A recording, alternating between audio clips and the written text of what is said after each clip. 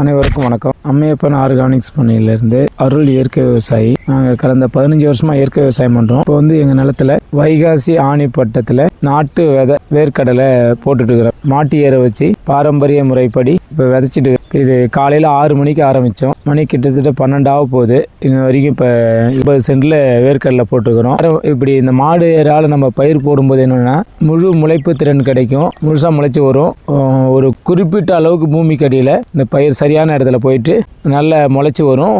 களையும் வராதுங்க. மாட்டு ஏறால போடுறது ரொம்பவும் சால சிறந்ததுங்க.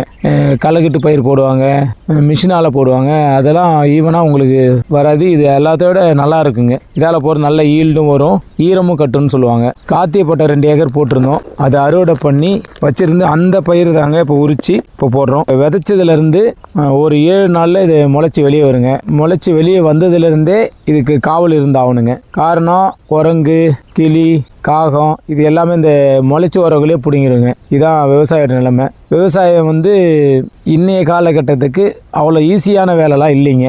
நன்றி, வணக்கம். சி அருள் இயற்கை விவசாயி.